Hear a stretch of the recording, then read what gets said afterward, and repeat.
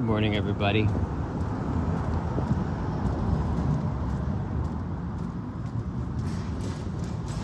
So I was talking yesterday with kind of a new friend of mine who is who's a teacher,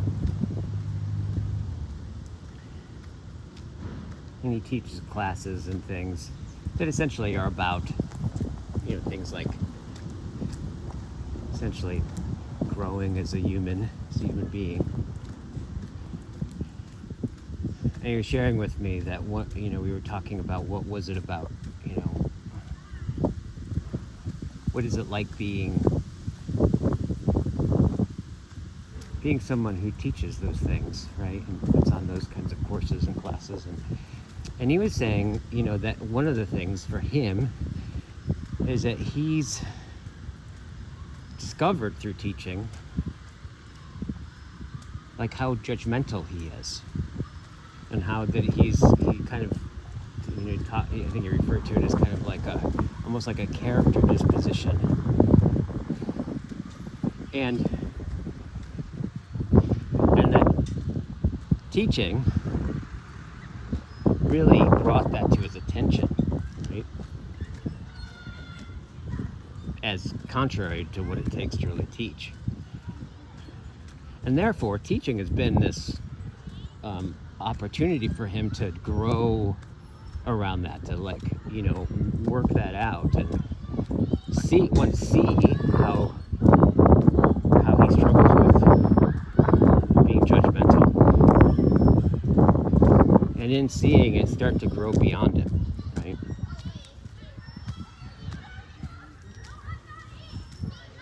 And it's interesting because I was really appreciating that, because I've noticed that when people really do have the right career or the right vocation for them, like from their point of view, that their calling, so to speak, their purpose, and they're really doing what they feel like is unique for them to do, that I've really come to see one of the ways that that's the case, that you found the right career or vocation or project or calling, is your calling is to the degree that very project makes demands on you that have you grow beyond yourself. And it's just because I've just seen this over and over and over again, right, with people that clients of mine, friends of mine. That definitely is the case for me,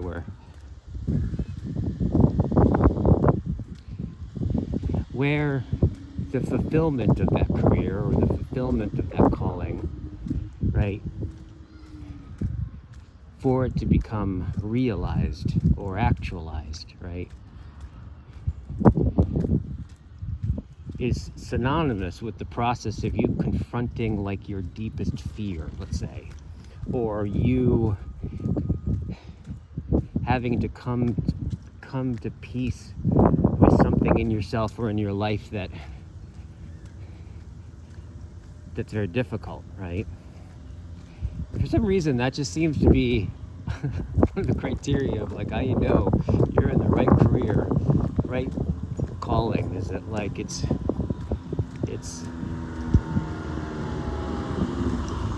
the fulfillment of it, the realization of that possibility requires you to transcend yourself in some sense, work through these things that you may not have done otherwise.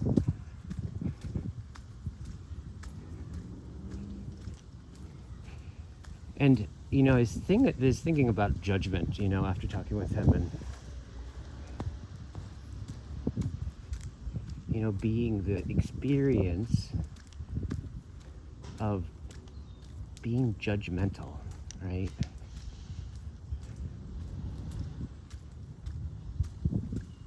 Like what's going on with judgment, right? And it's what a lot of people really struggle with, right?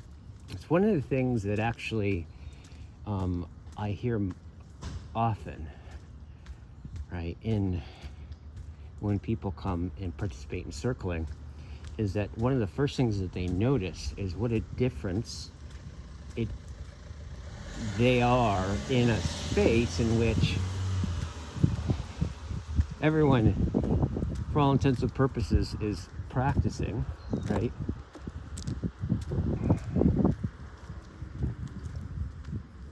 Precisely not being judgmental. Now, and also, it is in the process of learning how to facilitate circling, and I would say listening in general, the enemy to listening and deeply understanding another person is judgment. And what I'm talking about judgment is that way, not judgment in the formal sense of the word, but that interpersonal judgment.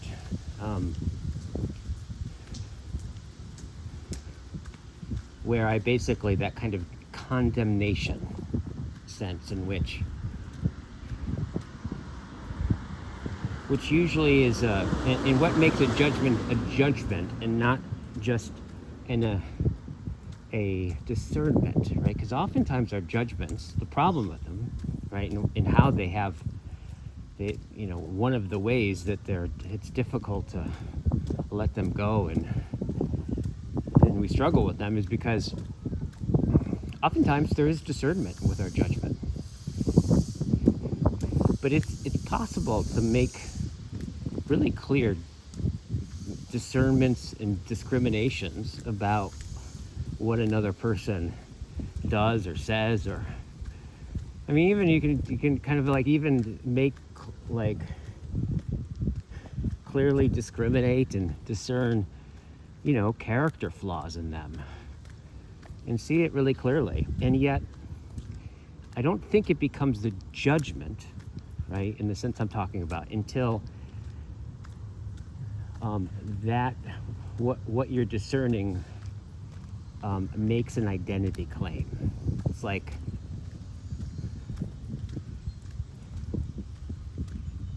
right, like for example, I can discern that you often interrupt people. There's many times in which you interrupt people. But then I can then use that and make a conclusion about who you are, right? Therefore, you don't give a shit about other people, or you only care about yourself or what you're saying, or you can hear the claim to who someone is, that hook of identification. Because it's possible to discern all that, yet not conclude that, right? Not have that implication.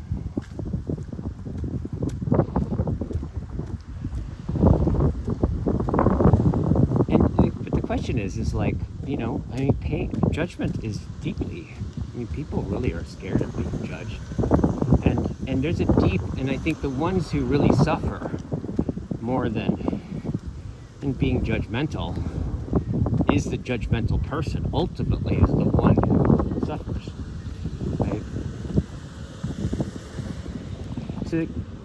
So the question is what's going on? What's actually happening? That all being the case about judgment, why do we do it? Right? What's going on there such that we do that, right?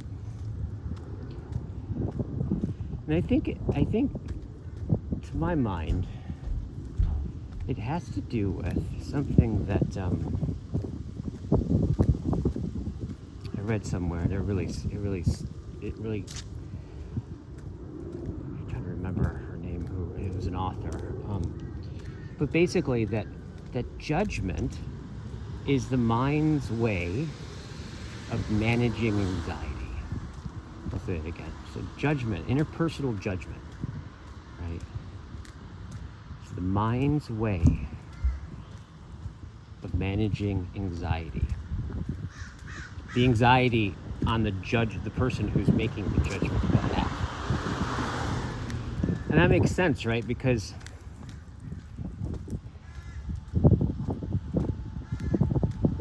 if if somebody is being some way that I find really chaotic or threatening, right? More than I think I can manage or something, right? All I got to do is just go, oh, you're just, or it's just. And I already make this kind of conclusion about you or it, right? And the moment I do that, it becomes a claim on your identity and who you are to me. And in that moment, I kind of separate myself out from you or it. And then it gets really pernicious, because once that judgment takes hold, then everything that you do, my mind kind of has this task out to see it as evidence for my judgment. So I no longer really see you, I really only see my judgment about you, and therefore I only see those things and hear those things in you that support my case about you.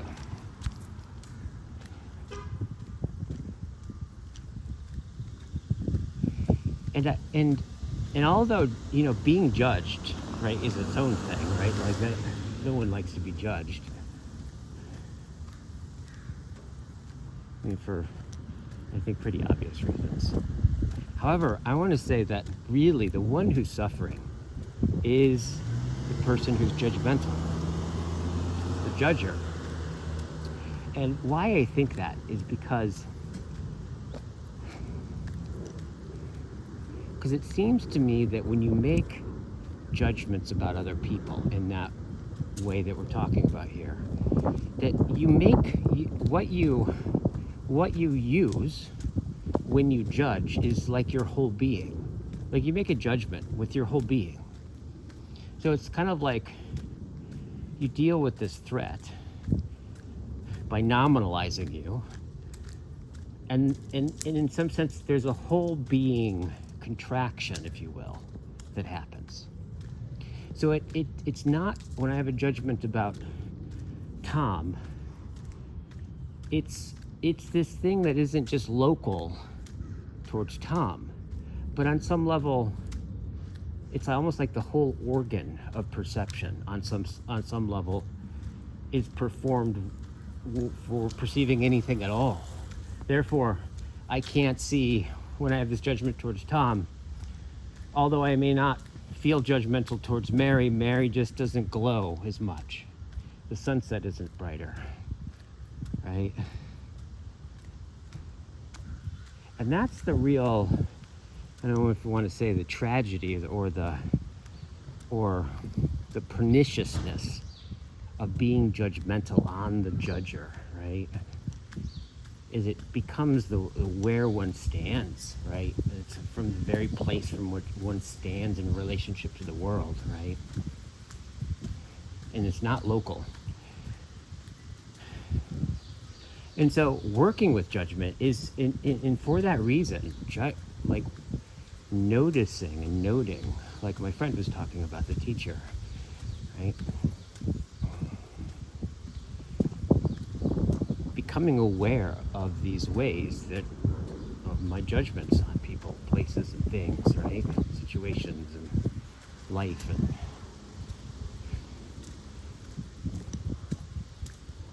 so you start to note them, and then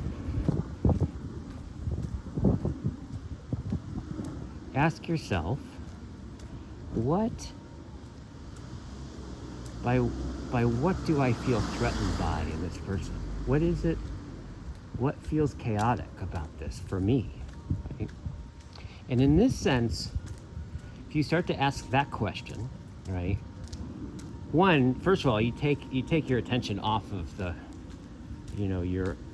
imposition that you made, the judgment, or the thing that you're judging, or the person that you're judging, and you bring it back into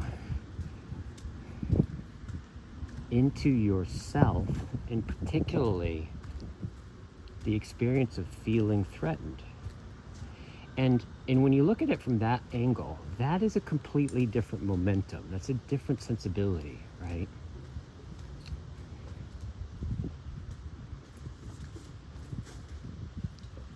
And that inquiry, you may find out all kinds of things. But this is where judgments can be this incredible access point for your own self-disclosure, right? Because judgments end up, if you just wrote down all your judgments, on some level what you're saying, you're looking at the outline of